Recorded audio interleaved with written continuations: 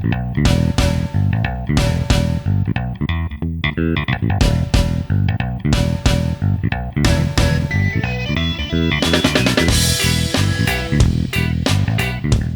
boys and girls. Welcome back to week 13 of the college football season, and welcome back to the Carla and Crappy Show. I am Crappy. I am not Crappy. I have 3 Mac games on my phone right in front of me, which means I am a happy boy. Carla, how are you doing? Not too bad. Can't believe we're at week 13. We're at week 13. And it's fun because we're at week 13 in the college football season. We're also in week 13 of my semester, which is the last full week of the semester because we have the partial week for Thanksgiving and then we have 3 days when we come back after Thanksgiving and then high finals. So how did that happen? I feel like this whole the fall season has just kind of gone poof, the gone. same way the football season has gone. Yeah. Yeah, so hanging in, surviving, grading lots of papers, listening to lots of things about data, and ready to watch some football. Okay, that's totally fair, totally fair.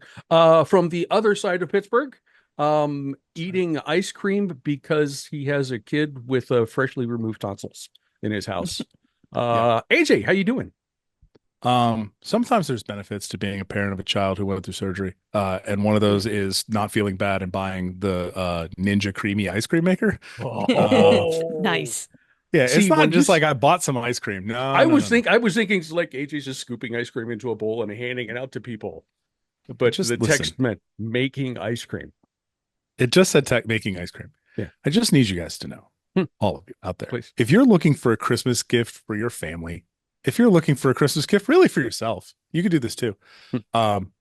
They are relatively inexpensive, and milk with some protein powder makes a delightful ice cream base that you can then do things like put Trader Joe's the tiniest chocolate chip cookies into. The milk with vanilla protein powder and sprinkles makes a tremendous birthday cake ice cream. You can do mix in Oreos, you can do all kinds of stuff. The one that got me that blew my mind a little bit was sorbet. It's literally like canned mango, like just off the shelf, open the can, dump it in the container, freeze it, take it out, hit sorbet mode. Ta-da, mango sorbet. That's it. That's all you have to do. There's no special ingredients. There's no nothing. Just dump the can in and hit go. It's great. I was just making a mental note. After the season's over, we could do like a weekly cooking show. Maybe. We could. It would just be, here's the very loud machine making the ice cream. And then we ate it. We go, dang, that was good. Is that how cooking shows work? They just like... It's something like that. It can't be. How hard could it be? How hard could it be? Well, we set the precedent because we used to do an annual baked goods edition when we did. When we had Cupcake Week the same week, and now because of all the realignment, like cupcakes happen like various points during the season, so we lost our opportunity to eat cupcakes. So this sounds to me like the perfect opportunity to eat cupcakes. R.I.P. Soak on Saturday too. Yes. Yeah, that's true.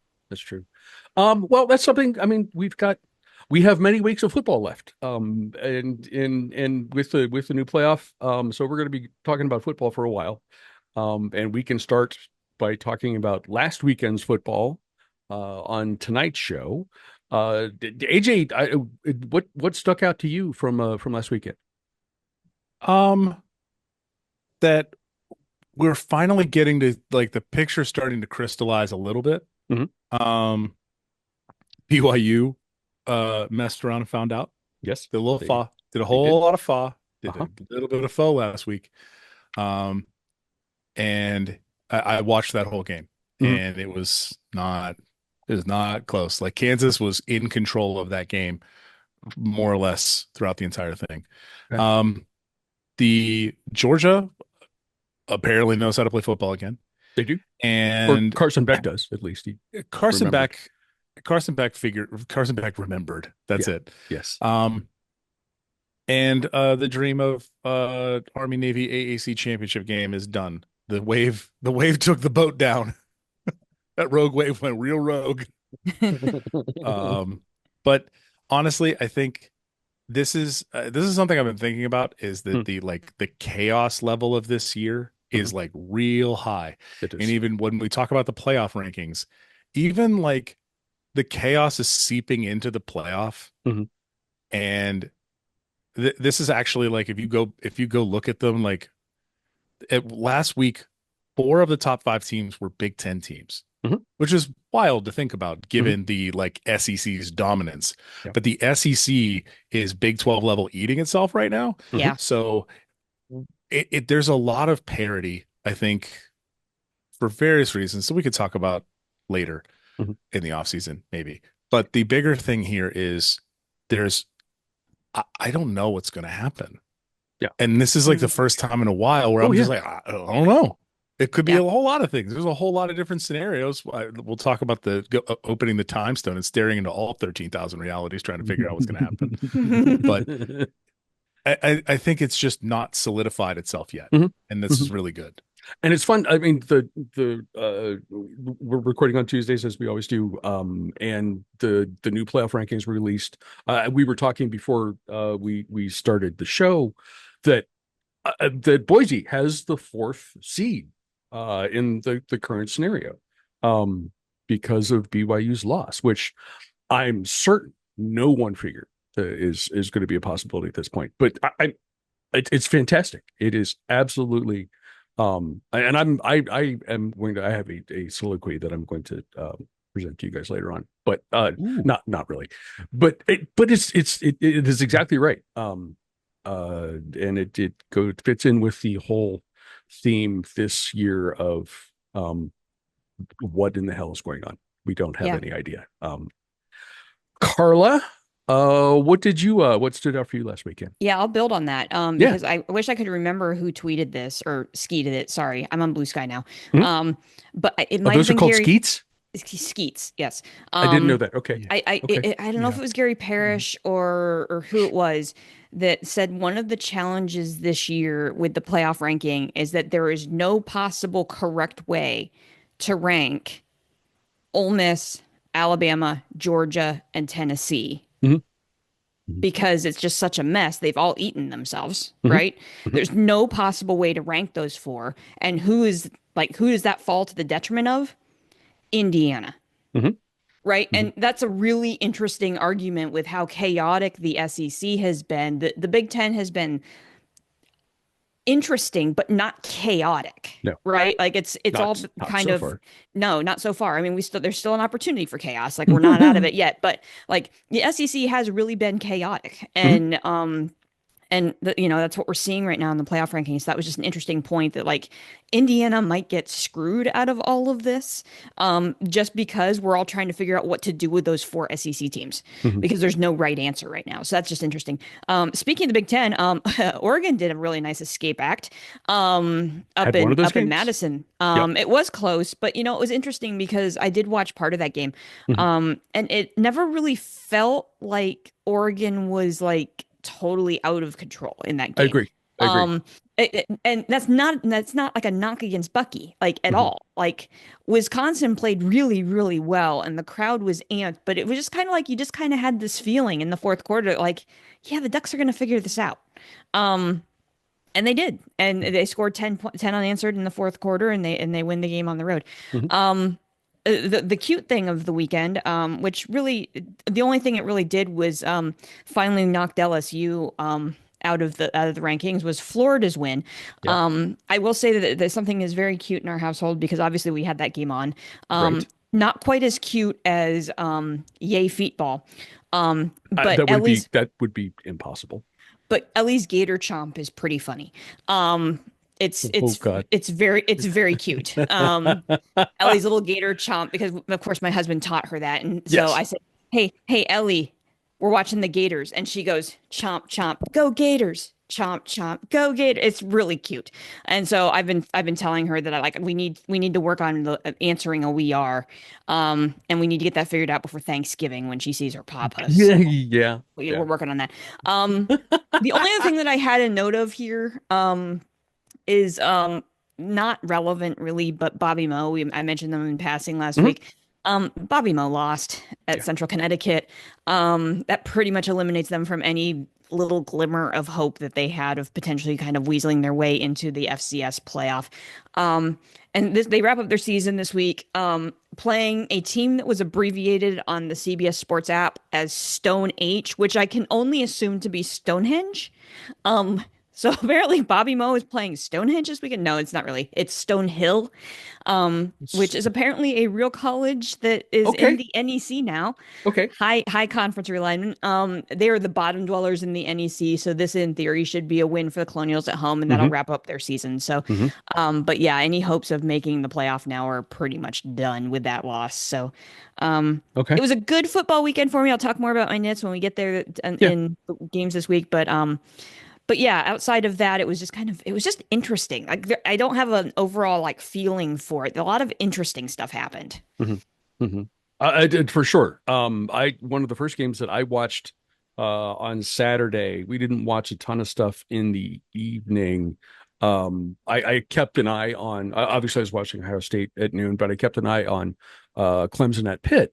And I feel bad for my Pitt friends. We went to a beer festival on Saturday night, and I saw a couple people were pretty hardcore about it. And I'm like, guys, I'm sorry.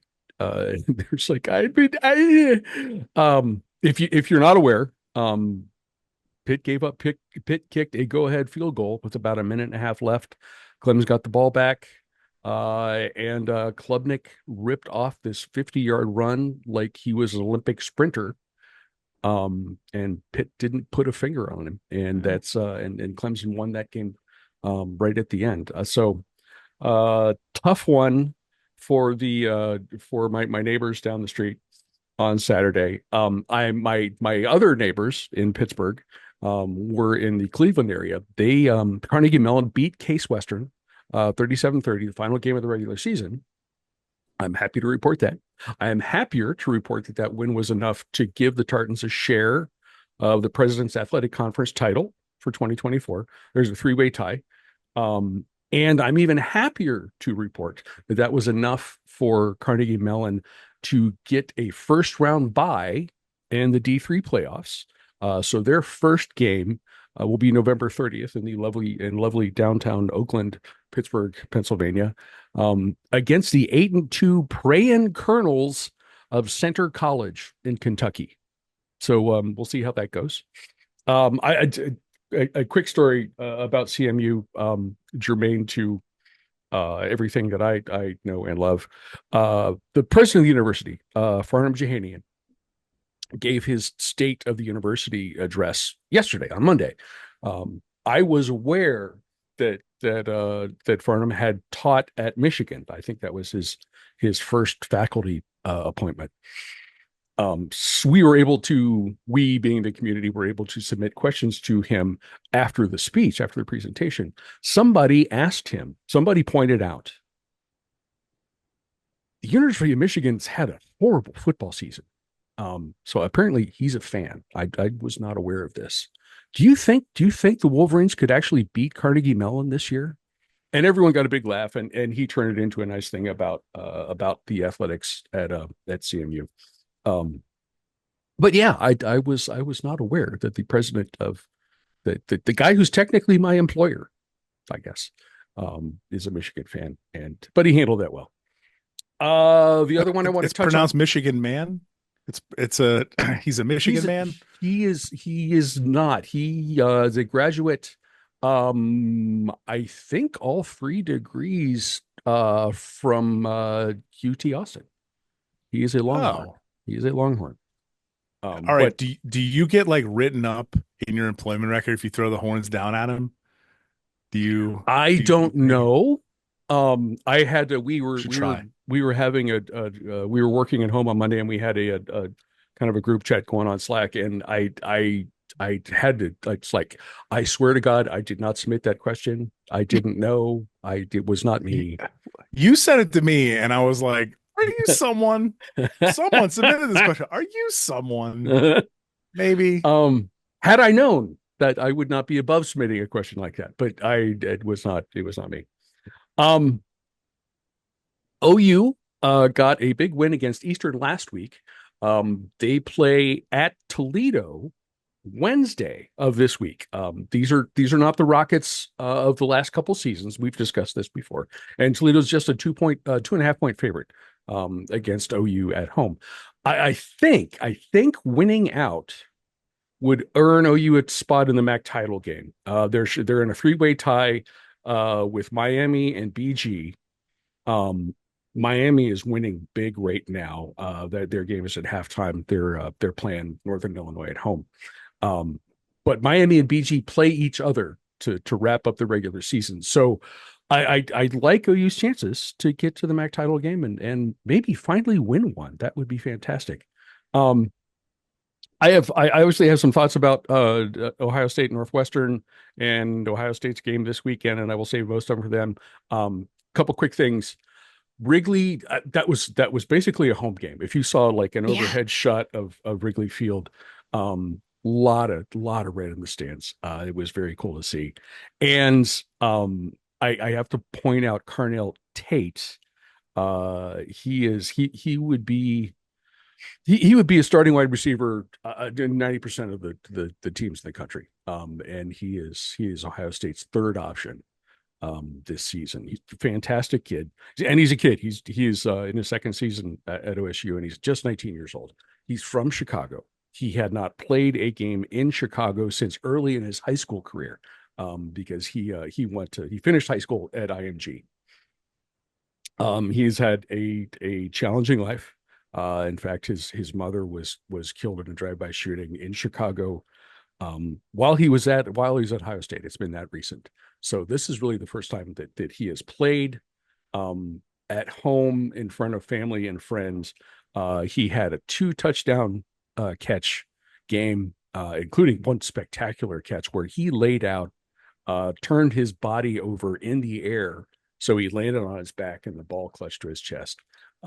So for him to have, and of course they tracked him down and interviewed him after the end of the game, and for him to have that kind of performance in the game in Chicago was just fantastic. So really awesome to see. I have a question for you guys, and this was just something I was thinking of. Looking at some of we talked about like South Carolina and how they have come on again, how they have come on at the end of the season, and are playing really well. And it got me thinking, what team that is outside of the current playoff bracket would you least want to play right now? If you're a head ball coach at a college football program, Carla, what team would be the highest on your list of like, no, don't want any part of that? South Carolina would be right up there. Mm-hmm. Not gonna lie. Mm-hmm. But the team that popped into my head, Mm-hmm. Kansas. Mm-hmm. Mm-hmm. Kansas is a team that like has finally put it all together. Yeah. And they're going up this weekend for their third straight win over a ranked opponent. Mm-hmm.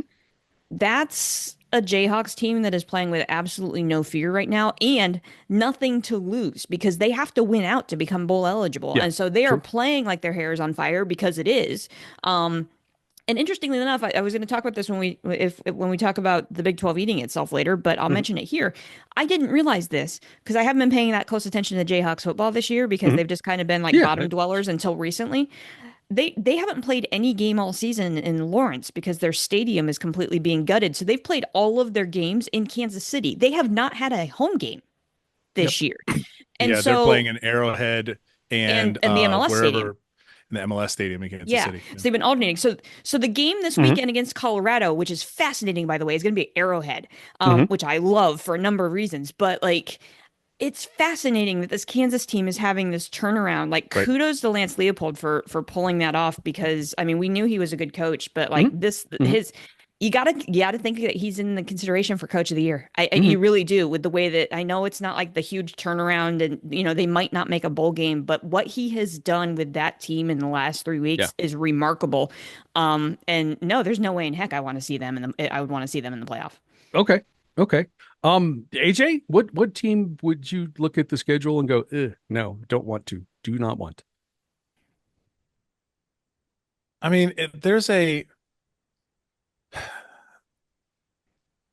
right now it's SMU. Okay. Okay.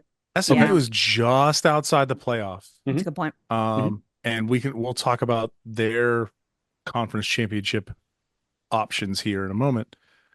But to me, it's SMU. They play crazy well on offense. It's Hmm. like they are scary on offense. Um, and they actually play pretty solid defense. In fact, of the ACC, they have other than Duke Hmm. at 221 points overall, points allowed, Hmm. they're at 224. They're second in scoring defense, and they put up they're almost up to 400 points right now. Hmm. Miami is the only team who is outscoring them Right. in the ACC. Right. So they're playing with the best defenses, and Hmm. they're scoring points with the best offenses. They're very, very good. I will say, Spidey senses were tingling about that SMU BC game, and I was right. Yeah. Yes. But they are playing like their hair is on, like just like Kansas, they're playing like their hair is on fire, Yeah. and they are knocking on the door. And I Yeah, think they that's are. really the difference right now between Kansas and SMU is SMU is at that point where, hey, we're actively trying to get in. They're Hmm. 9-1, but because Clemson and Miami are like right there, Miami's the ACC rep. Hmm. Clemson still has a shot at the ACC championship game. Um, SMU still has 2 games left in the ACC. Right. There's a bunch of different opportunities here for SMU to really make their name and Hmm. actually get in there. Hmm. Um, and I think that is not a team I want to see right now. Okay. Okay. I went with Carla's option. I it just really short term. Kansas has done it with offense because they beat Iowa State in a shootout. Um, they've done it with defense. They've held BYU to 13 points. Um, Jalen Daniels is not the most consistent quarterback, but when he is on, and he has been at the end of the season, he is a dangerous kid. And we'll see if Dion has some wizardry that he can put together when he goes to Kansas City, um, to face Rock Chalk this weekend. But that's going to be a fun game to watch. Mm. Um, AJ, you mentioned how would SMU get to the SEC or the Big 12 title game or the ACC title? Damn Which it! which conference are they in, Crappy? I Go don't ahead. know. I Where is don't it? Which know. conference is SMU in? We've only been at this for 13 weeks. Which one are they in? Go. I'm working on remembering which school is in which conference. AJ has been digging into tiebreakers I and have. different scenarios, and he claims to know how Penn State can make it to the Big Ten title game. Mhm. He referenced SMU could, how they get to whatever title game in whatever conference they're in. What have you done? I in the Marvel Infinity War Uh-huh. where they has where Doctor Strange has the time stone and Mm, he's like, I've looked through 13,000 realities and there's only one in which we win. mm. That's how I feel right now. Okay. One of the things that we forgot about. Did everybody remember that we killed divisions like as a sport Mhm, Yeah. last year? mhm. Um, it's becoming a little bit of a problem. Now, Yes, one, it is. it means that teams are like actively playing each other a lot more than they used to, which is Yes. great. But um, you see, what had happened was when you do that, that means that not all the teams play each other, and you don't have a very clear shot at who is going to your conference championship game. Mhm. Um, this actually manifests itself in 3 conferences right now that I've looked at. Okay. And the Big Ten is actually the most straightforward. So I'll start with the Big Ten. Okay. In the Big Ten, you basically have 4 teams with a Mhm, shot. mhm, You have Oregon, Indiana, Ohio State, and Penn State. mhm. Oregon is 8-0 in conference. They have one more game against Washington. They're on a bye this week. They play Washington last week of the season. Indiana is 7-0. They play a little team called Ohio State, and then they play Purdue. That Heard of has a them. much bigger drum. Heard of them. Yes. And then Ohio State plays Indiana, Mhm. a school many people have heard of. And then they play a different school called Michigan. I think I'm pronouncing that wrong. Defending national To champion. finish the season. Yes. And then Penn State is 6-1, and they play Minnesota and Maryland to finish the season. Mm-hmm. So the Big Ten apparently today figured out that Oregon is a lock for the Big Ten title game. It was released today, at least. Yeah. Yeah, they basically released a press. They sent out a big press release, and then the wonderful college football media corps just parroted the hell out of all of it. And they just sent out literally what was in the press release. And there's like 18 different scenarios, 10 in particular, of these teams and how things will break down and all these other sorts of, play in, play out sort of situations. The easiest scenario right now is Oregon OSU. If Ohio State wins out, they beat Indiana, they beat Michigan, they're in the Big Ten. They're in the Big Ten title game. They would hold the head-to-head win over Indiana and Penn State. They're in. Pretty straightforward. Oregon and Indiana is another likely scenario. If Indiana wins out, they would beat Ohio State. They would be in the conference championship game.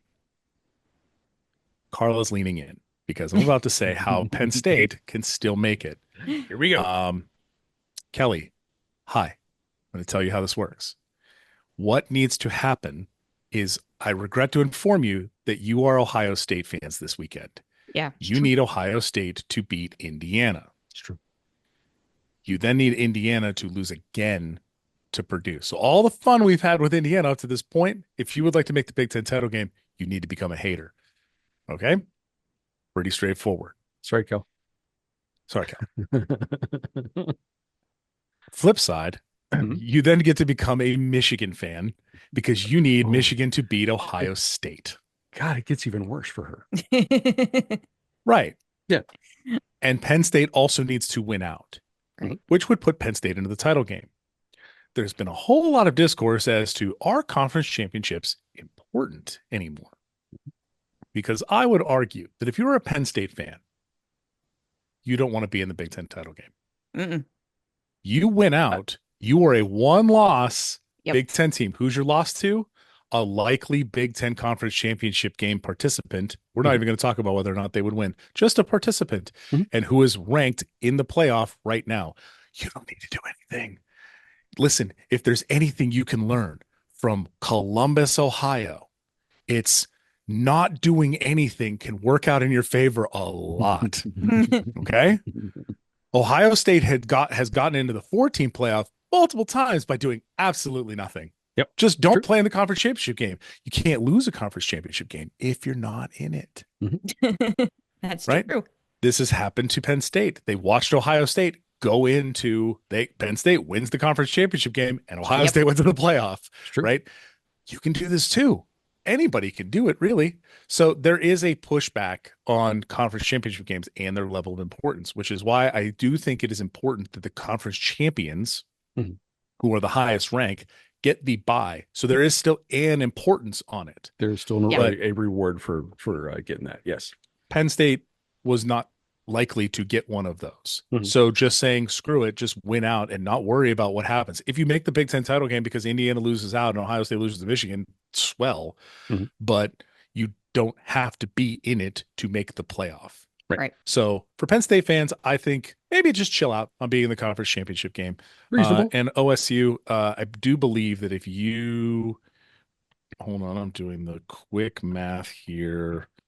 If you were to, if you beat Indiana and you lose to Michigan, I believe that does put it puts Indiana in because they have a higher ranked opponent that they've beaten. This is where you get into weird tiebreakers of like who's played who. Yeah. But basically I believe that one puts Indiana in as well. So again, if you would like to make a conference championship game, sure. Ohio State would like to make the conference championship game. Number one, because they would like to win the conference. But number two, if they beat Oregon, they negate their only loss of the season. If they go in if they beat Indiana and Michigan, they go to the conference championship game and they beat Oregon, they negate their only loss of the season. And there's no realm in which that happens. Also, you would have beaten the number one team in the country, which is going to really solidify you up there. You get the number one seed in the tournament. I would assume that. So that's the Big Ten. pretty straightforward. The ACC,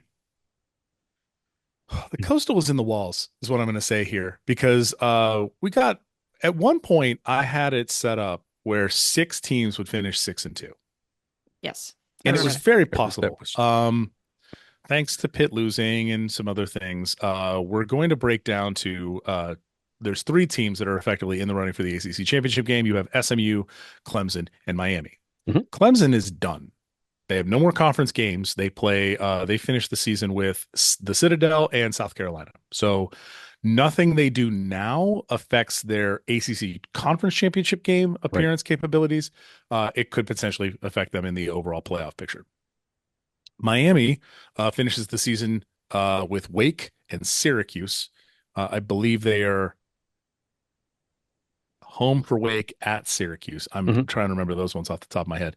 And then SMU goes to Virginia this weekend and gets Cal at home to finish.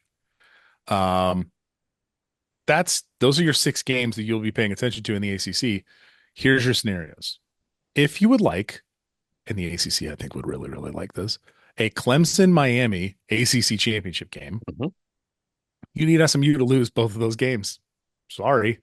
Your new conference mate that you just brought in, you need them to lose both of those games.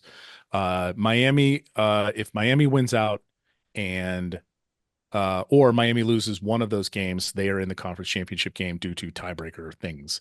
Okay. But that makes a Clemson Miami championship game. SMU Miami, also possible. If SMU wins out and Miami wins out, sorry, Clemson, you're sitting at home on championship weekend. You get SMU and Miami. If Miami wins out and SMU loses one game, you get SMU Miami. Okay. So Clemson fans are SMU haters this week and next week. Clemson, though, can still ride with SMU as long as Miami loses out or Miami loses one game and SMU wins out. And they would get Clemson SMU in the championship game. Or if SMU loses one or Miami loses one, you get Clemson SMU. So there's a number of different scenarios here, but it's pretty well settled on those 3. There's a number of different tiebreakers, that one of which includes the SMU Miami includes the fact that they all played 4 teams and SMU and Miami are 4-0 against those teams. It's SMU or FSU, Wake, Virginia Tech, and Louisville. And Clemson is 3-1 because they lost to Louisville. That's what gets them out. Right. Okay. So this is where we're starting to see this solidify a little bit. I'll keep this updated for next week as well. But that's how you get those scenarios. And finally, the SEC. I'm not even going to try. Okay. Here's your scenarios. If Texas beats Kentucky this week, the Texas A&M game is a play-in game for the conference championship game. Okay, that's right. Whoever wins that game goes in. This also requires Texas A&M to not crap the bet against Auburn. No one has ever crapped the bet against Auburn, so that's a lock. Not this and season. After that, you have a 5-way tie at 6-2 in conference. Oh, that's fantastic. And the amount of math that I'm already doing to try and sort this out is too much. What it comes down to is none of them have played each other. None of the top 5 teams, which would be at that point, it would be the loser of Texas A&M, Tennessee, Georgia, Ole Miss, and Alabama. They have really not played each other. Yeah. They've all played like one or the other. Some of them have played once. One of them played 2 of them. You just don't have that many opportunities. Tennessee played Georgia and Alabama, so they've played 2 of the other ones. Right. But that's it. Right. So it comes down to cumulative opponent winning percentage, which is literally a who's played somebody metric. Number of conference wins total and number of conference losses total by the teams that they have played. Do your winning percentages that way, however many. I literally was handwriting them here on this sheet. Just realized there's also some possible personal information on that, but that's fine. And it really comes down to this Texas team. The teams that Texas has played are 16-22 cumulative in conference. Right. Tennessee is played teams that are a combined 18-29. That is a sub 400 winning percentage. Tennessee ain't played nobody. Mm-hmm. And their 2 losses in conference are to Georgia and Arkansas. So quite a bit there. Right. Alabama, out of nowhere, not paying attention to this in any way, shape, or form. Alabama's their common opponents in or their opponents in their SEC schedule are 25-16. That is a 610 winning percentage. Alabama has played somebody. Mm-hmm. So right now, the loser of Texas A&M and Texas stays home, and Bama goes to the conference championship game. Okay. As it stands right now, assuming that Texas and Texas A&M win their games this week, and their game next week is a play-in game. Everything after that, I'm going to need to sit down and do more math. I'm literally trying to build a way to put the rest of the SEC conference schedule in so I can pick the games and then have it give me the cumulative winning percentage at the end of the year for everybody to see if that changes anything. Because Alabama's winning percentage is 610, but their common, however many more of their opponents are still in there. It's fun. We're having fun. This is a fun sport. This is an honest question right now because AJ and Crappy know that, like, right before we started recording this podcast, I spent the last hour and a half on a doctoral cohort meeting where we talked entirely about quantitative data accumulation and how do you access that. So my question here is, who has done more math in the last 2 hours, me or AJ? It's you. I did mine before those 2 hours. I think it's you. I think you have done more math in the last 2 hours than I have. And so kudos to you. We're going to all need doctoral degrees to figure out the SEC. I haven't even gotten to the other. I've only done those 3 conferences. I haven't gotten to the other the Big ones. 12 has to be an absolute hot mess right now. The big, no. No, I was going to sleep tonight. Sorry, honey, I can't come to bed. Yeah. I'm looking at the Big 12. AJ. No, it's easy. The Pac-12. I was just going to ask, who's going to win the Pac-12? Maybe it's Washington State. Maybe you can go through the Group of 5 After Dark / Big 12 East itself report, and we can take on some of the things that make a little more sense. Sure. Right now, we are staring into the abyss of math. Okay, we didn't ask for this. We're football fans. I want to play that game. Especially not me. No. Week 13, the Math is Hard edition. There it is. Yes, the math is hard. Folks, you just heard live us figuring out the title for this week's show. Welcome to our production meeting. I do want to say there is a the listeners of this show will not get this show until after this game is over. But Crappy, yes, your Bobcats this week, tomorrow, in fact, on ESPN2, 7 p.m. Ohio Toledo in the Glass Bowl. Toledo favored by 2. Fun index of 44.5. I'm only asking Crappy this one. I don't even have a pick for this one. Crappy, who you got? I am encouraged by 2 things. Toledo has had in the last 5 years, Toledo has had an effective offense and lights out defense, and that's how they've won multiple MAC titles. This season, they are not the Toledo team that we are used to seeing, and I referenced this when I was talking about what OU did last weekend. OU has an opportunistic offense. Navarro is a good dual threat quarterback. He's not a Rourke brother. I'm sorry, he's not. But few people have a non-Rourke brother at quarterback. We ran out of Rourkes, which is the problem. But OU has continued to play very, very good defense, and especially kind of peaking in the last couple of weeks, only giving up 10 points to Eastern last weekend in Athens. There's an opportunity here, and as I said, if I have done no math, I will be upfront about that. But with BG and Miami, as that being essentially a play-in game, essentially they both win. Assuming they both win this weekend, they're going to eliminate one of those teams is going to be eliminated in the last weekend of the season. If OU wins out, OU will be the other team in the conference championship game. And I think with a decent chance of winning, especially as solid as the defense has been. So I'm picking OU in this game. And when we wrap up the show, I will once again do the mental thing where I suggest to you guys that you watch OU on Wednesday. And then you'll understand on Thursday why on Tuesday you had this notion that you had to watch Maction on Wednesday night. Yeah, it's a weird thing. Also, if you're listening to this right now on Thursday or Friday or even Saturday before the games, right now you can just scream at your radio or whatever speaker you're listening to this on how wrong Crappy was or how right he was. In fact, I want you to just yell at your speaker right now. You did great. That was a great pick. You could do that. Okay. Or you're a moron. It's not how it went. The whole time you could just be yelling. That's not how it went. That's not how it works. No, that's not how That's not how any of this works. That's not how any of this works. That's not how it worked. Bobcats win on the road. Keep title hopes alive.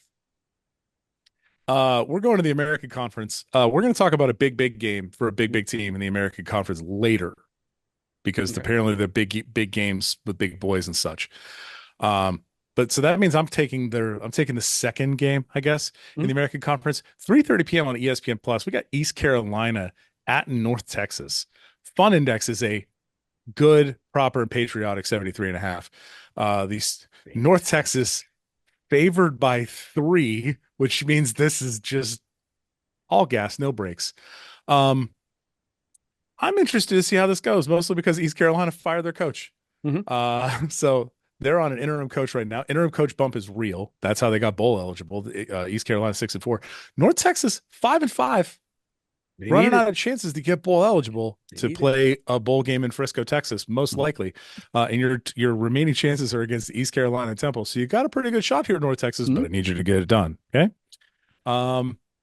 This should be a points fest. Chandler Morris is just a dude hucking it because he's got 27 touchdowns and 12 picks. Just living, just throw the ball up there and hope somebody catches it. I'm taking North Texas. Carla, who you got? God, this game's gonna be fun. North Texas, sure. They're playing at home. It's at home for them. It is at home game. Yeah, yeah. Playing at home in Frisco. Yeah, give me North Texas at home. Mean Green needs it. They need the win. So they're gonna grab this one in a shootout. We go now to the Conference of Champions, not the Pac-12. Although that is the Conference of Champions, THE Conference of Champions. Don't trademark that, Ohio State. Get out of here. Go on, get. Conference of Champions. A Conference of Champions, Conference USA. Low-key banger alert. Okay. Western Kentucky. Yeah. Heading on down to Lynchburg, Virginia, 1 p.m. on ESPN Plus. Western Kentucky playing the Flames. The Libs are favored by 1 at home with a fun index of 57.5. That's interesting. This is a very interesting game to me, mostly because we don't have to worry about the Flames coming for the conference championship game or a playoff or anything like that. So we can just enjoy this one now. It's not like an anxiety thing. But Western Kentucky can really solidify itself as a truly good team here. And I don't think Liberty has the juice that they had coming into the season. I don't think they had the juice they had last season. Caden Salter has been fine at best this year. They've been running the ball a lot. I think Western Kentucky goes bananas here. Tries to get themselves a statement win. Also, my mistake. Carla. Sorry, Crappy. Who you got in that game? There are questions. There are questions about both teams. Western has been. Western's 5-1 in the conference, 7-3 overall. They've had a fantastic year until they lost to Louisiana Tech at home a week ago. Liberty, we've talked about the loss to Kennesaw, back-to-back loss with Jacksonville State. Struggled to beat UMass on the road last week.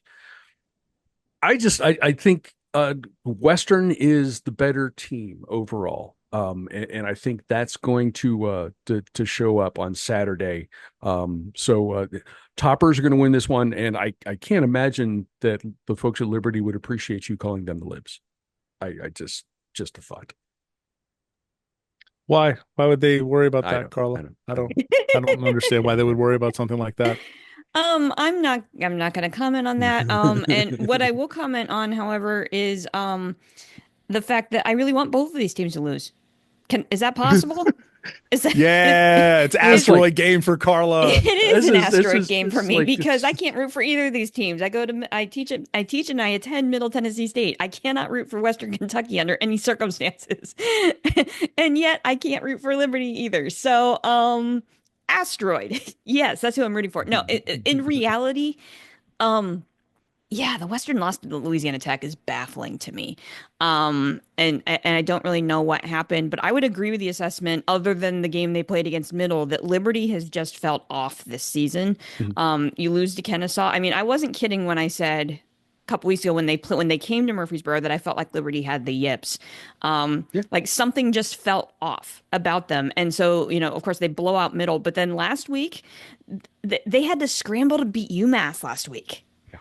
Right. And that's not something that I would have thought we would have said at the beginning part of the season. So here we are with this Liberty team that just up and down doesn't really know what it is. Of course, unfortunately, that might be an indictment of what Middle's team is like this year. But yeah, I'm going to take Western on the road here because I think overall they're the better team. And I think there's still potentially a way for them to get into the conference title game if they win. Liberty looks like they're going to be out unless something happens, but I'll let the master at math figure that one out. But I think there's still an opportunity for Western to get into a title game if they win out. Yes. Right now they are technically the in the conference championship game. You have Jacksonville State is at the top 6-0 in conference. Western Kentucky is 5-1 in conference. Sam Houston is 5-1 in conference. That one for Sam and Houston was Western. Was So Western. Western Okay. holds the head to head. So there's your conference championship game. Speaking of conference championship game previews, and this is what I was stumbling over every word in my brain trying to get out. At noon on CBSN, the network of Champions. Champions. that's correct. We have Sam Houston going to Jacksonville State Yeah. for a mini possible way to really spice this whole thing up.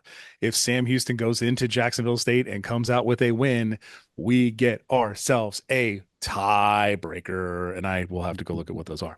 Jacksonville State favored by 6. Your fun index is 55.5. Sam Houston's 8-2 after being not 8-2 last year. Yeah. They turned it around quickly. They look like the Sam Houston that was in FCS when they were making the playoff. That they Sam Houston won the FCS championship in the COVID year. I think it was the COVID year. It was the year after the COVID year. They won the FCS championship. So they're a very, very good team. Jacksonville State, Rich Rod's got them going. They're 6-0 in conference. They're 7-3 overall. They're 6-0 in conference. So I'm interested to see what this game looks like, because Sam Houston has played some, let's call it some gross games. Okay. They beat FIU 10-7. They beat Louisiana Tech at home 9-3 when they didn't outscore the baseball game. And last week, it took them quite a bit to finally get over a 1-9 Kennesaw State team who fired their head coach. So is Sam Houston for real? Or did Western break them and they've just been playing the literal bottom of the conference to get right? I don't know. I'm picking Jacksonville State because screw you, Sam Houston. You beat my Bows. Get wrecked. Jacksonville State. Carla, who you got? Gamecocks are for real. Having watched that game against Middle, that was during Cuse action. They were for real last year and just came up short in their first year up. Yep. This year they're legit for real. They're beating the competition handily. I think they and Western are kind of the cream of the crop this year in the CUSA from consistency purposes. I would have said that, and I would have felt really confident about that statement up until Western lost last week. So Jacksonville State wins this one, especially being at home. They're going to win this game and punch their ticket to the CUSA title game. I will say that I just played the schedule game with Jacksonville State. Jacksonville plays Sam Houston this week and Western next week. They're going to sort out this conference Yeah, championship they one are. way Yeah, or another. that's Okay. going to be figured out. Uh, Yep. so I'm not worried about tiebreakers there. They'll work it out. The schedule makers at the Conference USA. Good work. I don't know how Yeah, you knew that, but good work. very nice. Nicely done. Nicely Crap, who done. you got? I'm a Rich Rod fan. Have been since his West Virginia days. I was actually a Rich Rod fan when he was in Ann Arbor because that did not go so well for the folks up there. Um, but anyway, what he has done at Jacksonville State is impressive. And that team is for real. Uh, I need to see a Jacksonville Western CUSA title game. But but that desire aside, the Gamecocks are going to win this one. We go now to the Mountain West. Friday night at 10 p.m. on FS1. Eyeballs on this one, kids. Number 24, UNLV, going to San Jose to play San Jose State and the Fighting Neamonte-Lillos. UNLV is favored by 7.5. The fun index is 61.5. San Jose State scared the crap out of Boise. They scared the crap out of them. Like in a real oh oh oh, is this going to happen? And then Boise just pulled away. I think they can make this really painful for UNLV. They're 3-3 in the Mountain West, so San Jose State's not really challenging for the conference championship. This isn't going to like move them any closer. Yeah. But this is they're super interesting as a team. They play really, really hard, and I think they make this really, really interesting for UNLV. I do think UNLV pulls it out though, but I think this one's going to be a lot closer than that spread is saying. I'm taking the Rebels. Crappy who Okay. you got here. Um, mm, the game last weekend kind of woke me up to what San Jose State is capable of. I still think the Running Rebels are the team to pick here. I I would concur. The one thing that I will say though, is having watched a little bit of that Boise San Jose State, it was in one of my quad boxes at some point in the evening. Was yeah, I mean that caught my attention and captured my attention for the first half, but how much of the hype around San Jose State was also just like social media going crazy, like, oh, Boise is fine, right? And Mm. then like Boise had total control of that game in the second half, right? Like they flipped the switch at halftime and took over that game. So, was I concerned about Boise in the first half? Yes. Once they started pulling away in the second half, I was like, oh no, Boise is just fine. That's not to take anything away from San Jose State. I think they're a really good team. I think they're gonna be super dangerous next year. But they're gonna make this game interesting. But UNLV wins this game on the road. Yeah, I think this is it's just going to be, I think that's just going to be an interesting game. And this is going to give UNLV like a good challenge, a good Mhm. shake up there. Mhm. We also go to, by the way, your Boise Watch, they're playing at Wyoming this week. They're favored by 23. Wyoming's not very good. No. I'm just going to say Mhm. Wyoming game. Just throwing that out there. Could be. Okay. Um, Okay. 10:30 p.m. FS1, a 3-7 Air Force team goes to Reno to play a 3-8 Nevada team. This is why you listen to this show. Spread on this game is Nevada -3.5. Fun index is 44.5. Air Force is quietly putting it together, quietly figuring it out, quietly putting things together. Are they as good as Army or Navy? No, not even a little bit. You can only have two good option teams at Mhm. once. You can't have all three. It just doesn't work that way. It's not the Southwest Conference anymore. Doesn't work. Mm-mm. Air Force is quietly putting it together. Nevada is 0-5 in conference. They need this one to get a conference win because I believe they finished the season with UNLV. So in the big brother, little brother, depends on how you would like to look at that game.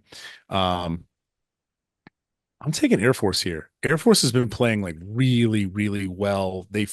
I think they've really figured out a lot of things. I think they go into Reno and come out with a win. Carla, who you got here? I would trends here, right? Like, I mean, Yeah. Nevada has lost four straight pretty convincingly. And like you said, Air Force has won two straight, including a win against Oregon State, which, I mean, yeah, they're kind of conference opponents this year, not really, but I mean, that's kind of a step up in Mhm. competition, right? And Yeah. so yeah, I think Air Force is starting maybe to figure some things out, and I'll take the Falcons on the road. Um, Off we go into the wild blue yonder. Air Force wins this one at Nevada. Also 10:30 p.m. on CBSN, SN, the network of Champions. Champions. champions. Let's This one's interesting. The spread is Fresno -3. They are at home taking on Colorado State. As I mentioned last week, Colorado State is quietly undefeated in the conference, quietly in the driver's position to go to the conference championship game to play Boise. Um, Colorado State is 7-3. They're okay. They're pretty okay. They might even be considered good. They lost very, very badly to Colorado, but Colorado appears to also be pretty good this year. Um, Fresno being favored by 3 is interesting. Spread is 45.5. Colorado State needs this. They have to stay in the running here. They finished the season with Fresno State and Utah State, and I hope they absolutely destroy Utah State. But right now, the Mountain West standings are, I'm just flipping through here. I don't have all the math in my brain. They need to keep up because UNLV is at 4-1 right behind them. After that, it's 3-3 in conference all the way down. So they have to keep going. They are not ranked. UNLV is. Boise is. They are not ranked, but they are ahead of UNLV in the conference for the conference championship game. I think they need this win. They play like it. Give me Colorado State. Crappy, who you got here? I have a special shout out to Eric Hoffman. I don't know if he's listened to the show. I'm going to make sure he listens to this one. He is the photographer, videographer in my department. Really cool guy. And his cubicle is sparsely decorated with the exception of a 3x5 Colorado State flag. I tried talking to him about college football earlier in the season, and he's like, it's just not going well. And at that point, it wasn't. Since then, that was before the conference season started. Since then, the state has ripped off an undefeated season quietly until you exposed this last week, by the way. Your logic is sound. Colorado State needs this win. They are in a position to get themselves into the title game. If that's Boise, Eric is fine with that. He's just let's take that shot.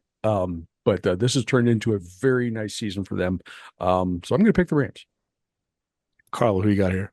Trends again, right? I mean, you look at the trends, and Fresno State has lost their last two, to Hawaii and Air Force, and we just talked about, we've talked about Hawaii extensively on the show, and we just talked about Air Force. Not, they're kind of the middle of the pack, towards the bottom of the pack with Air Force in the Mountain West, and those are your last two losses, Fresno. What are you doing? Yeah, I think Colorado State needs this game to stay in the hunt. The Rams are going to win this game. Fun fact about Colorado State, they have only given up 74 points in conference play. Ooh.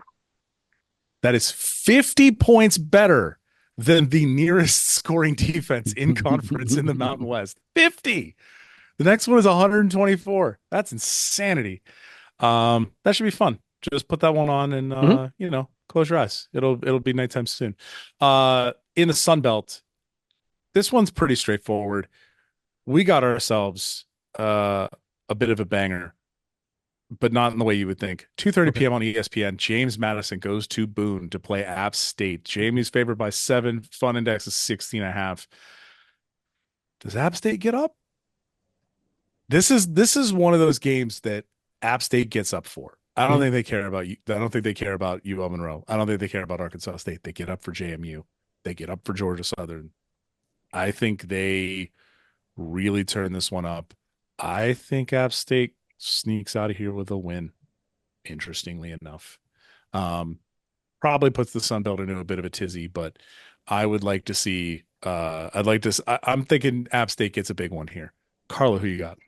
Gosh, I was all in on Jimmy, and then I'm looking at the schedule here, and this is the last home game in Boone. And like you're saying, App State gets up for this game, and with the season and the situation and the circumstances that Boone has been through this year, they're gonna get really up for this game. what the heck? I'll go with you. I'll say App State wins this game just to mess things up in the Sun Belt because this is a game that they want to win at home. Um, yeah, I'm gonna pick Happy. I was just a thing that came up in my time hop. I think yesterday or today, was a ridiculous App State Jamie Madison score. Um, that App State won from a few years ago. Unsportsmanlike conduct. Just as an aside, Northern Illinois has scored against Miami. With 12 minutes left in the game. The score is going to be Miami 17, Northern 10. Interesting. Getting closer. I'm picking App State in this game for sure. I think there's another game here that is fun. There's a weird fun history to it. 3 p.m. on ESPN Plus. Monroe goes to Arkansas State. Arkansas State has won the last 13 or 14 of these games. Okay. It's a weird rivalry. Like, Monroe hates Arkansas State. They literally just cannot beat them. They've beaten James Madison. They've beaten App State. They've beaten all these teams over those years. They cannot beat Arkansas State. They play the Raging Cajuns, who are 8-1, to finish the season in the big rivalry game. Can they get a win, break a long-time losing streak to get bowl eligible? I'm interested in that one. I'm not even picking that one. Just, keep your eyes on that one, just, for fun things. Sounds good. And finally, because it is the Pac-12 championship, it's Pac-12 championship week. I don't know if you guys knew that, but it's Pac-12 championship week at 7 p.m. on the CW. Live from Santa Clara? Live from Big Jeans. Not Santa Clara? Not from Big Jeans. Not from Big Jeans. Not from the Big Roomba either. They're playing this at Reser Stadium in Corvallis. Okay. 8-2 Washington State going to Oregon State. Oregon State, who's coming off of a 28-0 loss to Air Force. Goo. Cougs favored by 12.5. The fun index is 56.5. This is for your Pac-12 championship. And as a Pac-12 official, I can't pick this game. I'm not allowed to pick this game as a Pac-12 official from what the shirt says. But I will pick this game. Cougs are going to win this. Yeah, absolutely. This is it could be fun. It could also get kind of ugly. But Washington State's going to come away with the Pac-12 title. I am really, really sad that the Cougs lost in New Mexico last weekend because they were nationally ranked. And there was like this weird kind of like tingle in my brain of like, what happens if Wazoo wins out? Can we get Wazoo into the playoff? Can we get them into the playoff? And now that's out of the realm of possibility here. But no, the Cougs are gonna be able to take the claim of the Pac-12 title this year. Quick Pac-12 programming note. Yes. For those of you who are fans of bowl games, all of the bowl games that I'm aware of are maintaining their pre-realignment bowl tie-ins. So if they were previously a Pac-12 team, they go to a Pac-12 bowl. If they were a Big 12 team or an ACC, like whatever they were, they go to the original bowl games that they were in, because the bowl tie-ins are different than conference realignment. They're not tied to actual conferences. They're tied to whatever the conferences were at the time of signature or whatever it was. It's just a weird thing. So when you see people, you're like, that's a Pac-12. Why are they in this bowl game? That's a Big 12 ACC game or whatever. Why is that? Oh, because Texas was not in the Texas wasn't the Big 12. It'll be very weird. You think conference alignment is weird. Wait until the bowl tie-ins come at them. Also, ESPN owns half the bowl games. They don't care what the actual tie-ins say. They just move games around. It's fine. Right. Hey, Carla. Yes. It's time. It's time. Buffet time. Where's my fork? The Big 12 is hungry. And how's it going to eat itself this week? Famished. There's an easy one.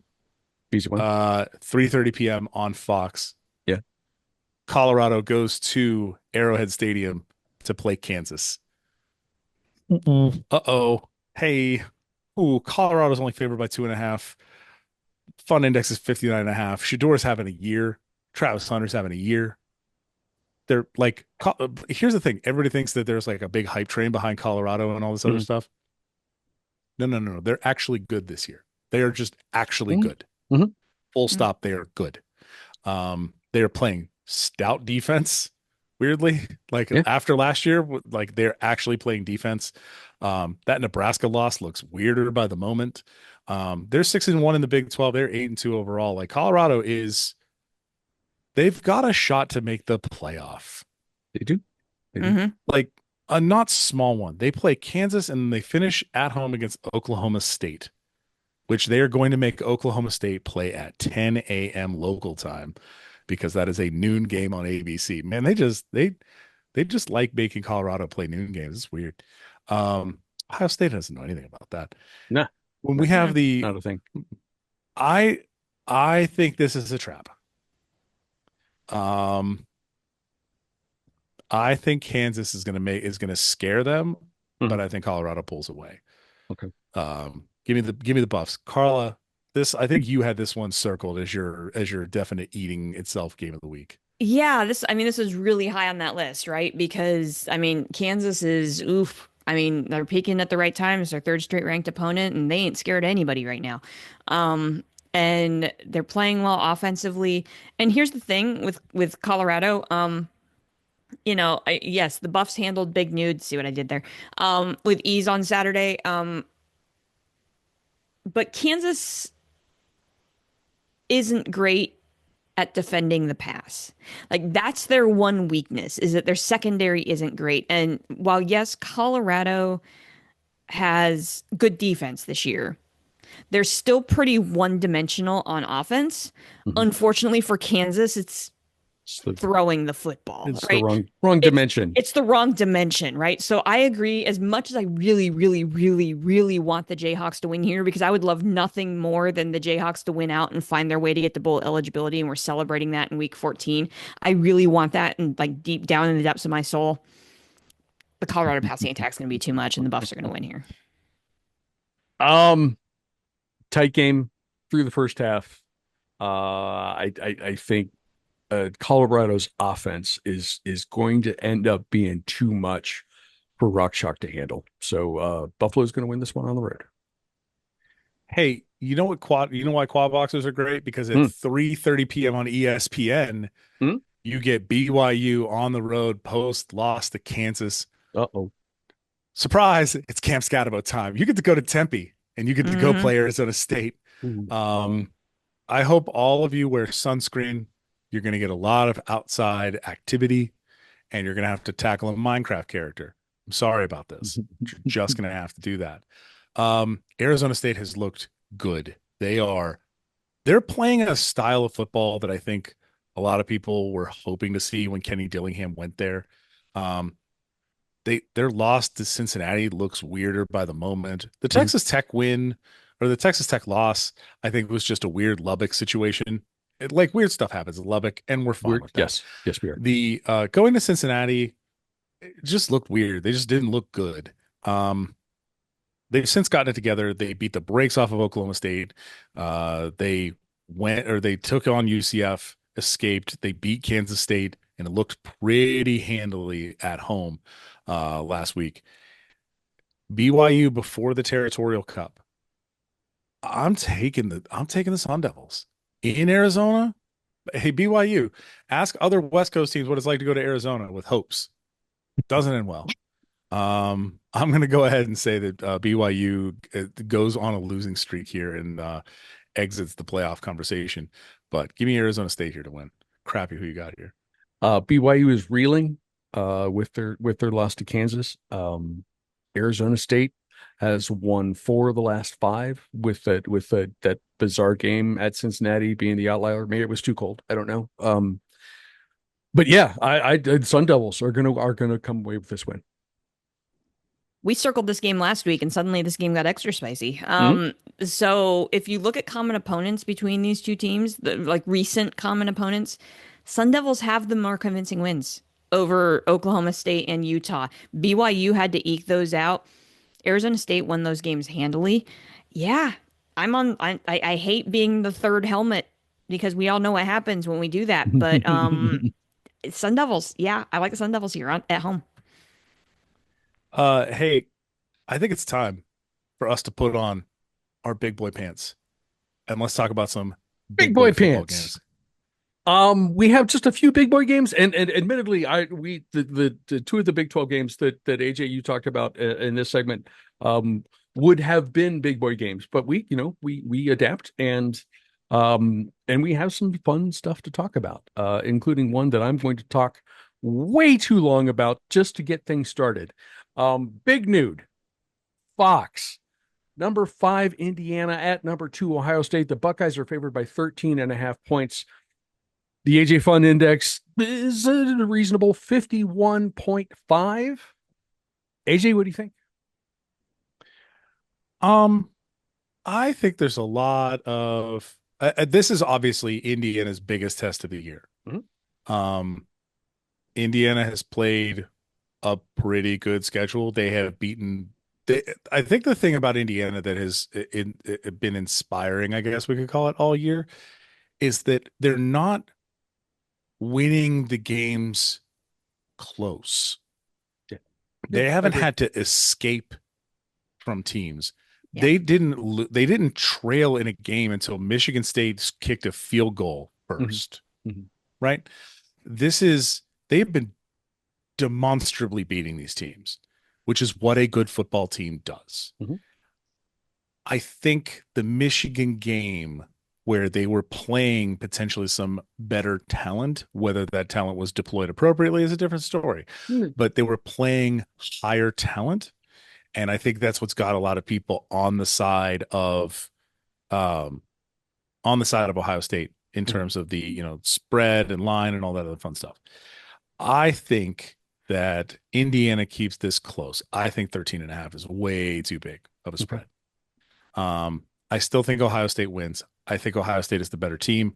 I think this is basically what punches Ohio State's ticket to the Big Ten title game. But I think Indiana makes this close, and it's what's going to keep Indiana in the playoff hunt. Give me Ohio State. And that was a consistent part of the conversation during the ranking show earlier this evening. That a respectable win, a respectable loss for Indiana would be enough, assuming they beat Purdue, to get them in. Carla, what do you think? Yeah, when you look at these two teams statistically, they really couldn't be more evenly matched. I mean, offensively, their numbers are neck and neck, and they're two of the top-rated defenses in the conference. But there's this one small aspect where Ohio State has a clear advantage, and that is in pass defense. And so that means this. The Bucks are going to need to throw the football. Indiana can stop the run, but if Indiana has a weakness, it's stopping a passing attack. So that means this is going to be Will Howard's game to win or lose. Yeah. Right? AJ's mentioned this time and time again. You've got an NFL receiver room on the Ohio State sideline. You're going to need it this week, right? It's going to be real busy against the Hoosiers, but I think they are the difference here. This is going to be a super, super tight game, but the Bucks get the win at home because of that passing game. Okay. There are a couple things that I see as big challenges for Ohio State. Carla, you referenced one. Indiana has the best rushing defense in the country. Yeah. And Ohio State wants to run the football. That is what Chip Kelly's offense is.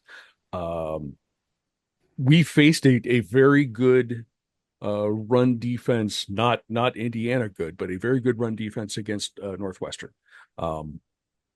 And Northwestern really on both sides of the ball dominated the first quarter of that game last week. Chip Kelly and the other offensive coaches made nice adjustments, started to run the ball outside, started to do some misdirection kind of things, and threw the football, all of which helped loosen up the opportunities for the run game. That is going to have to happen again on Saturday, because Indiana is giving up just 72 yards per game on average. Another weakness, another challenge for Ohio State, pass defense hasn't been what you might expect, particularly on the corners. And Curtis Work is among the most accurate quarterbacks in the country. Curtis Work of the Ohio University Canadian quarterback mafia. He has the 6th highest completion percentage, 3rd highest passer rating, behind only Arch Manning, who ran up numbers against nobody, and Jackson Dart at Mississippi. That was a problem initially against Northwestern. and particularly on routes that were run to the outside of the field.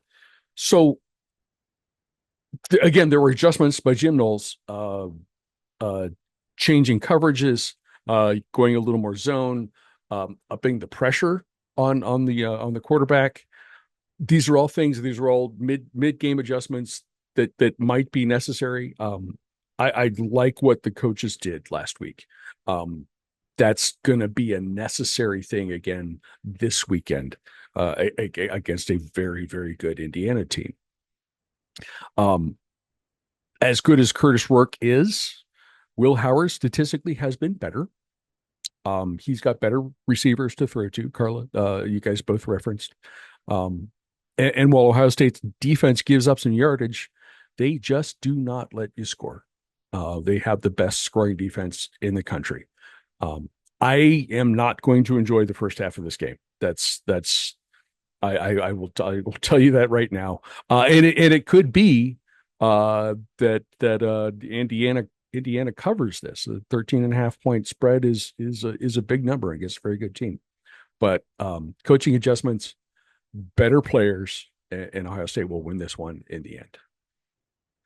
Also at noon, if you don't like watching real football, sorry, that was never mind. Noon on ABC, number 9 Ole Miss at Florida. Ole Miss is favored by 10.5. The AJ Fun Index is 55.5. Florida, your husband's Gators have looked pretty good recently. How's this one going to go? Yeah, so what's fun about this is like this is the first time this game has been played since the cursed season of 2020. And this is like one of those like fun like evenly matched SEC series. If you look at like the all-time against with these two teams, I mean, it's literally even. It's 12-12 and 1. Gators are coming off of that huge win against LSU, but a couple things about that, like yes, that was a fun game to watch when when you live with a Gator alum. But we've been saying for weeks now that the Tigers were a bit of a fraud, right? Because they were winning games despite having among the worst offenses and defenses in the conference in all categories, right? We're like, we don't know how they're doing it, but they're just winning football games. But second, like LSU dominated time of possession against Florida and had twice as many first downs. So like, how in the heck did Florida win that football game? LSU couldn't finish drives. They consistently could not finish drives. 2 drives ended with turnovers on downs. They kicked 3 field goals and had 2 fumbles. Guess what Florida Ole Miss also can do? had 8 sacks. Yeah. There's that. Yes. Guess what Ole Miss can do? All that. Finish drives. Right? They've been doing it all season long. And so while, yes, it would be a lot of fun to take the Gators to win 2 straight here, and it's going to continue to be fun to watch DJ Lagway continue to develop as the Gators quarterback. He's just fun to watch, and I'm glad that we get him for a little while longer. This still feels to me like an Ole Miss win on the road. You put this game in the Swamp at night, and I would say, okay, this game's going to be real interesting. But noon kicks in the Swamp are not the same. Ole Miss wins this game on the road. AJ, what do you think? Yeah, I think the big thing here is Ole Miss they have the incentive. They need to keep winning in order to maintain some options they need to keep winning to make the playoff, but also to potentially get into the SEC championship game. Florida needs this for bowl eligibility. Spoiler alert, they play Florida State next week, which is a great way to get your way into a bowl game. They're going to be okay. I would say that, and also I think Florida is going to want to put it on Florida State next week. Just a little bit, just, put a little spice on. Hey, you're down here. I'm kicking the hell out of you while you're down here. Sorry for the swear words, but I think this is a game that Ole Miss is going to want to put a little stamp on. Like, hey, Florida's look really good. Remember how they made Georgia look like crap? We beat Georgia. We're going to make them look like crap too. So I think this is a statement win. I think Lane's going to want to get one here and make sure that he's got his team facing forward for Egg Bowl chaos later. That's next week, kids. Egg Bowl. It is. Not on Thanksgiving, which is a crime, week. But it is. Rivalry week. Rivalry week is happening. Give me Ole Miss to win. There's no question that Florida's more dangerous at home. Although the point about it being a night game not being a night game is super valid. DJ Ligway, he's going to be a good one. Hopefully he can stay healthy. Yeah. And Florida has talent, and it appears to be coming together kind of at the end of the season. They just, needed some time to work some stuff out and get past injuries. But it's not a night game. The Ole Miss has a shot, and AJ will tell us next week maybe about how good a shot that is at getting into the SEC title game. But they're hanging on to a playoff spot right now too. That is something they're going to want to maintain. They're not going to let this one get away. So Ole Miss is going to win this one in Gainesville at 3:30 on CBS.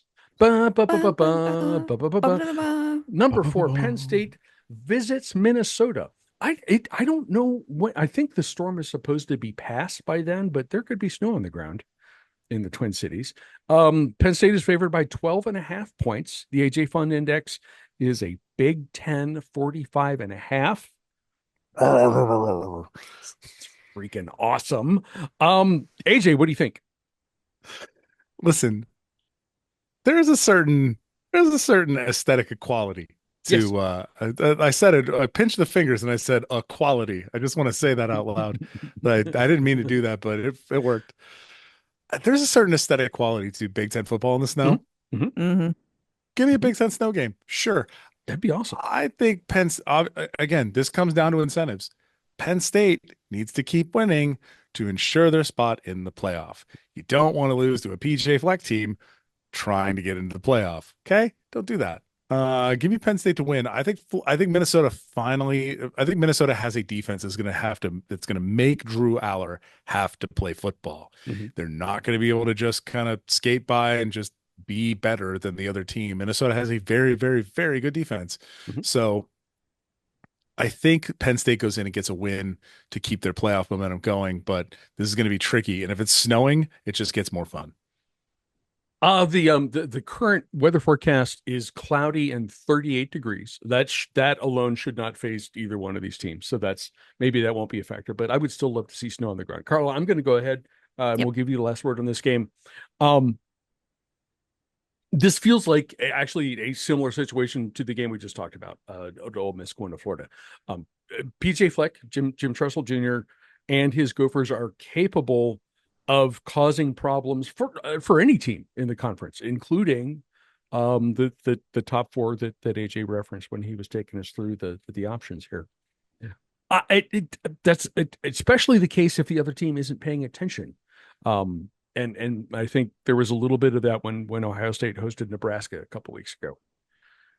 This feels different, and again, motivation, positioning for postseason.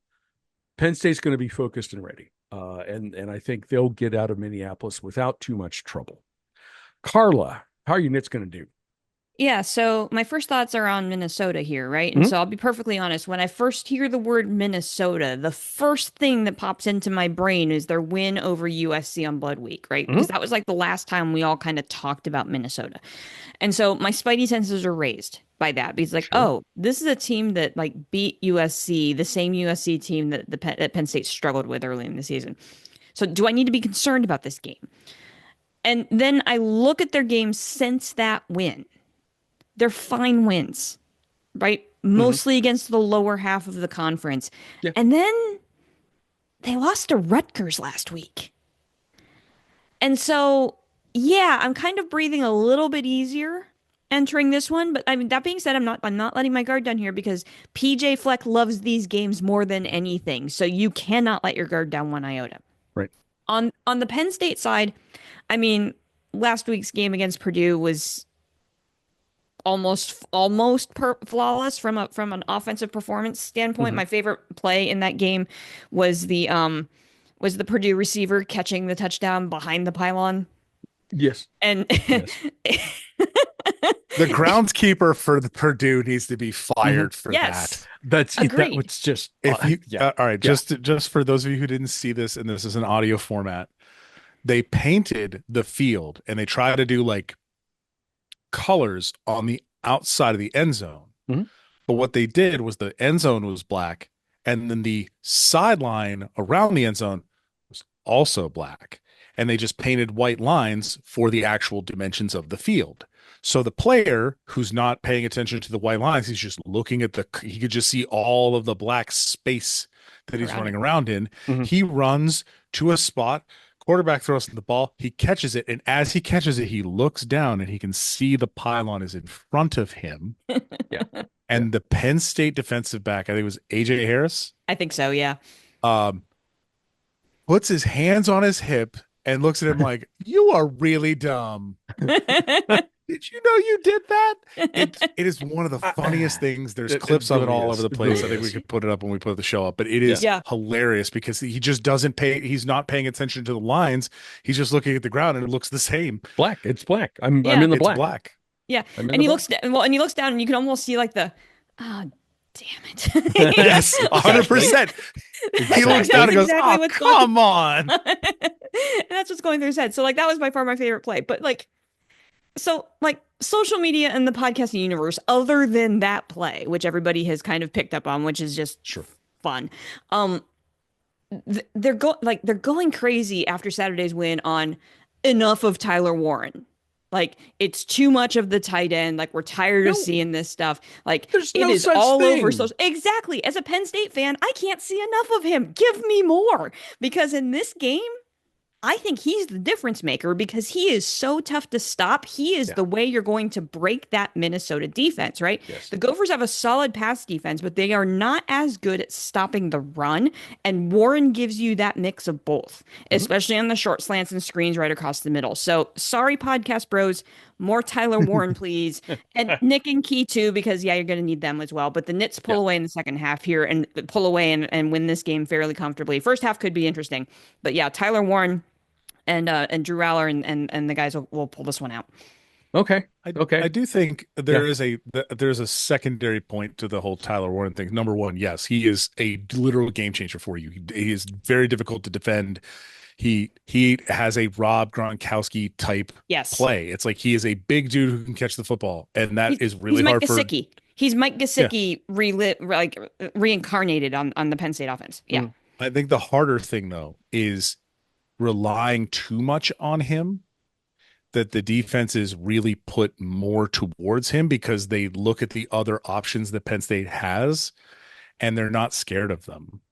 And I think that's part of this. I think that might be part of the argument is just because he is very, very good that he is not like, look at the Ohio State game where Tyler Warren was just not getting touches. Mm-hmm. And they saw what happened when they tried to use the other players on the field other than Tyler Warren. It did not work out for them. So I can see why there is some angst around using him so much because it kind of highlights the fact that the rest of the offense just does not go unless he's the one doing it. So I think I think that's an interesting thing. And the fact that James Franklin didn't bring out the it's like, by the way, just so we're nice and even here, it's like Ryan Day not hitting the Marvin Harrison button all the time over the last like 2 or 3 years that he had him. Mm-hmm. Like, you could just hit the Tyler Warren button. Just hit the Tyler Warren button. Just like Georgia hit the Brock Bowers button. Right. When you have a special player like that, you press that button until the button doesn't work anymore. And you have other buttons eventually. But that's the sort of thing I think that these Penn State bros are trying to get to. I think they're silly too. But go ahead, Craig. It's ridiculous. And again, I mean, using him does open up. Penn State does not have the kind of talent on the outside that they should. Right. But again, using Tyler Warren with misdirection in the running game, with quick slants, getting his hands on the ball, does open up Penn State's rushing game. And Penn State has very, very good running backs, 2 of them, in fact. And that's going to do nothing but help the Nittany Lions offense. At 7 p.m. on the National Broadcasting Company, there is not a Big Ten game. There is, however, the second biggest game of the weekend, I think. Yeah. Number 6, Notre Dame, and I'm going to call this at number 19 Army, although this game is being played in Yankee Stadium. The Irish are favored by 14.5 points, the AJ Fun Index. that is a rock fight, 44.5 points. Carla, what do you think about this one? Like, as much as it pains me to say it, Yes. this is a much more intriguing matchup than Navy was for the Irish. Mm. And that pains me to say that being a Navy brat, I right? understand. I understand. Army has the nation's leading rush offense. Hmm. Bryson Daly is going to run the football and he's going to sling it a bit too, right? But Hmm. he's definitely going to run. The Irish, not so great against the run. But like what the Irish do well is score points. They're number Yeah. 11 Yeah. nationally in scoring offense. But guess which team has the best scoring defense in the country? That's right. Hello. It's Army. So, Tied with Ohio State. They are actually, I think it's 10.5 points. yeah. They're both at that level. So I think that's explaining a little bit of the fun index here, Hmm. is that they're accounting for that Army defense being able to slow down the Irish offense a little bit here. And like, okay, I get it. Like the Irish beat the brakes off of Navy a few weeks ago, Hmm. right? And they're crushing opponents left and right. But like, I think some of the line here may be like the way that we just kind of in our heads Army Navy comes out of our mouths at the same motion, right? Hmm. Like Sure. we consider them to be they're both academies, like they play at the quote unquote same level of competition. Guess what? Not this year. Right. Not this Right. year. Army is legit good, and this is a game that Army is fully capable of winning. Hmm. They are fully capable of winning this game. So despite my better judgment, what the heck? I can't actually say it, but Army go do this and knock Notre Dame out of the playoff because I think that's what a loss here would do. I think if Notre Dame loses this game, they are out of the playoff. Yeah, Army, I agree. go take care of the Irish for us, knock them out of the playoff. Oh man, that'd be awesome. AJ, what do you think? I think the thing that was kind of missing, one, Bryson Daly missed the Air Force game. Mhm. So we didn't get to see him there. Army took care of business there, no problem. They only beat North Texas last week, 14-3. Mhm. Absolutely inverting the fun index, which was gross. And Exactly. Army, Yes. this is why we should stop spending money on the military. Nothing else. What I am noticing though is that in the previous games, Bryson Daly has thrown for 147, 102 yards, 140 yards, 54 yards, 107 yards. He only threw for 15 yards against North Texas on 4 attempts. Mhm. Army is running the ideal triple option this year. They are very, very good at running the ball, but they have been getting off that 30, 40-yard passing play a few times a game when the defense is like, they're not going to throw the ball. Just bring it up. Just come on in. Just get everybody up front and we're just going to put everybody in the box. And that's when Army beats you. If Bryson Daly can rip those plays off, Mhm. that's where this game gets very fun. I would love nothing more than for Army to go out and beat Notre Dame. I think it would be hilarious. But Notre Dame is a team of destiny. They're destined to lose a first round playoff game at home. Okay. We shan't stand in the way of destiny, should we? No, absolutely not. We The shan't. best, this is my favorite part. All of this like lovely exceptionalism that Notre Dame puts on themselves, Uh-huh. they can't ever be higher than the 5 seed because they're not part of a conference. Right. Okay. Right. They will always play a first round playoff game. Let's let them lose it first. Okay. Because here, listen, Carla, as a Penn State fan, you should be cheering for Notre Dame to be the first one. Because if it's Also not true. them, There's that. Yeah. it's a Yes. real good chance it's Penn State. Listen, James Franklin is also Yes. destined for that, right? How do we let the paths of destiny happen here? I think Army makes this really close. I think Notre Dame gets the win annoyingly, and we're still going to have a very, very good Army Navy game. Army's still going to be in the AAC championship game Mhm. Against Tulane, Mhm. but I think Notre Dame goes and gets a win here. I want to pick Army. I mean, I really, really want to pick Army. You are I want somewhat this. legally required to by law or whatever. I want this to be 1950 and on TV in black and white, and I want it to be snowing. Um, both teams are in the top 10. I want these teams to try to beat each other to death. A defensive rock fight. And that's probably not all that dissimilar from what's actually going to happen. Um, because these teams are they're sort of mirrored images. They run the football, number one. They play good defense. Good to great defense. We'll go ahead and say that. And they pass when they happen to have an opportunity to do so. And Army can score. Army, I mean, there were 3 straight games up until a couple of weeks ago where Army was in the 40s every single game against Tulsa, against UAB, against Eastern. Notre Dame is obviously scoring as well. Notre Dame in its most recent stretch, though, isn't playing anybody. The thing I get hung up on is that talent and size and physicality almost always win. And AJ, I do like your logic. Let Notre Dame be the first to lose a playoff game in this new format. This is going to be. I think Army's going to cover this. I think Army's going to make this a tight game. Perhaps Notre Dame pulls away a little bit in the fourth quarter, pulls away late.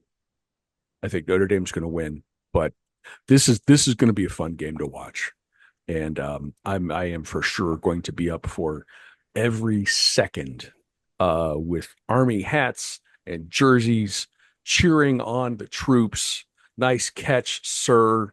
Go run, great run, sir. It's going to be fun. It's going to be fun. Boys and girls. Real quick on this game, please.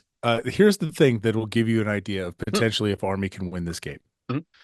Last week, or sorry, 2 weeks ago now, against North Texas. Yes. We saw the peak, not the full peak. The actual peak is a Navy drive. But the real peak of Army football was a 21 play, 94-yard, 13 minutes and 54-second touchdown drive. They literally ate an entire quarter of the football game. And if they can do that, absolutely. Yeah. They can ease I think that's where that's been their formula against big teams all the time. That game against Oklahoma that they took to overtime, they just held the ball. You can't score if I have it. Yeah. And if they can continue if they can get drives like that, I think they have a shot. But it's going to be really hard to do that when you're not playing North Texas's defense and you're playing Notre Dame's defense. Sure. But that was one of the most beautiful things I have seen in college football ever. And I think the Sickos noted that one. It's the longest time of the most plays over a touchdown drive of the weekend. Boys and girls, you can hear the Carla and Crappy Show on Apple Podcasts, Spotify, and a variety of other podcasting hosts. You can watch us on YouTube and or on the show's Facebook page. You can read us on our Substack. If you like us, please subscribe, rate, and review. If you don't, mind your own damn business. Be sure to come back here next week to see exactly how wrong we were, especially about the Army Notre Dame game. I hope. AJ, what final thoughts do you have? I've done some math. Oh, again? Yeah. Still? While we were talking, you guys were talking about Indiana and Ohio State. I want to give you one final stat. Please. Okay.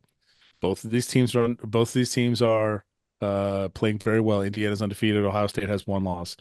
Indiana in conference, their opponent cumulative winning percentage is .333.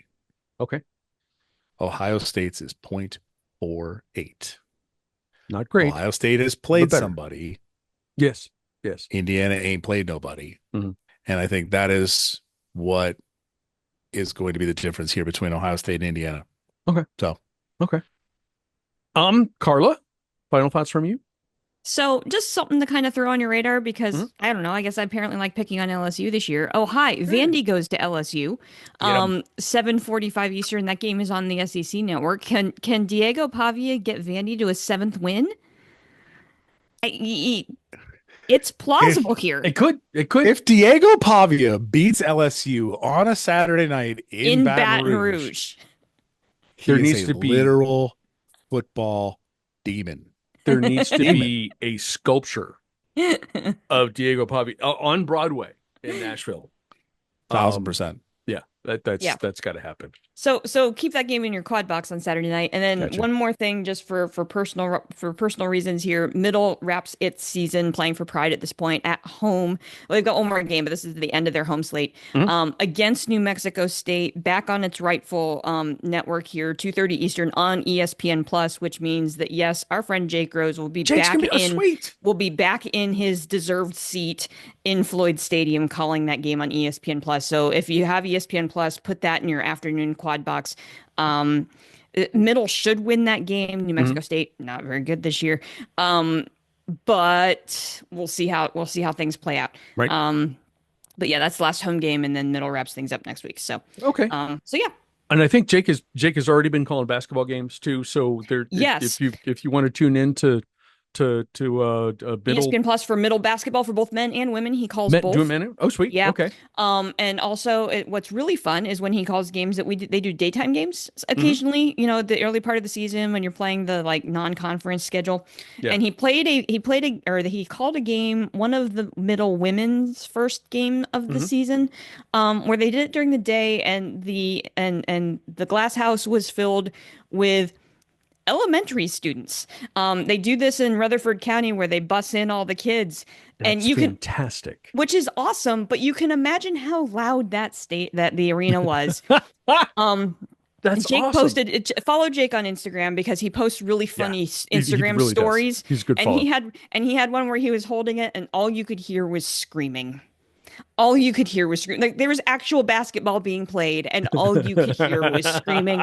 I texted him after that game, and I said, "Dude, can you hear anything?" And his response to me was, "What? What?" Yeah, exactly. And he's like, and the sad part is we have one more of those because the men do the same thing later in the season. So we still have one more elementary school game. But yeah, but I love that. It's just like get a bunch of elementary school kids. They get a field trip. You're playing one of these weird day games, so you might as well pack the stadium, and it's going to be loud. And hey, fans, we need you to get up. Yeah. That's great. How did they get the kids to all yell? They played Taylor Swift in between. Nice, man. Nice. Works. Yeah. Good times. That's fantastic.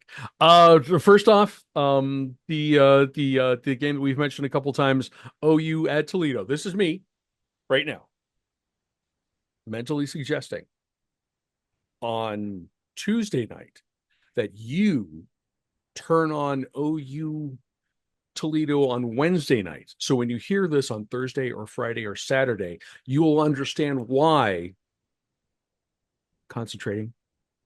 you felt this way on Tuesday at 11:30. So just there is that.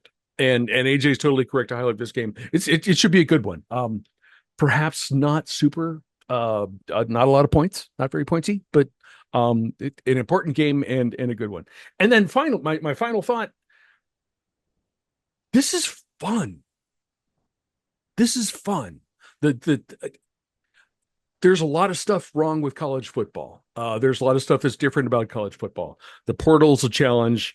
NIL's a challenge. It's the consolidation, super conferences, blah, blah, blah, blah. It's a lot. It is a lot.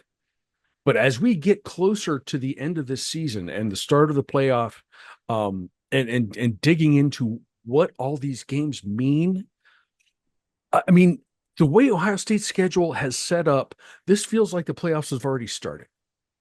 There's a top 5 game this weekend. There's the rivalry game next weekend. If those go well, there's the conference title game. If that goes well, is there a first? Is there a number one seed in the future for Ohio State? Could be. It's going to be interesting to see how everyone fares with the extra games. It's not rookies in the NFL often kind of bonk late in the season because they're playing for such a much longer time, 12 or 13 or 14 games versus 17 or 18. So but that's going to be a thing for everybody who gets that deep into the process. It's going to be fascinating. It's going to be fun. If you've got a team involved, this is going to be an awesome experience. I am so looking forward to the next 2 months. And it is 2 months. I think the title game is played on January 20th. It's going to be amazing, guys. This is going to be all right. So we look forward to that. We are unhappy to report that Miami has beaten Northern Illinois. Apparently this is a trophy game because there's a trophy right there on the field. And with that, we are done. AJ, thank you very much. I hope you enjoyed your ice cream. I hope you enjoyed your spreadsheets and your mathematics. Carla, thank you very much as always. I hope you enjoyed this evening's mathematics. Not as much as AJ did. Not as much as it. Well, okay. And boys and girls, thank you very much for reading, for watching, for listening, for doing all of the things. Enjoy the games this weekend. I hope your team does well, unless you live in Ann Arbor and have to deal with Northwestern. And we will see you back here next week for Rivalry Week. Rivalry Week. It's going to be another fun one, boys and girls. We'll see you then. Cheers, everybody.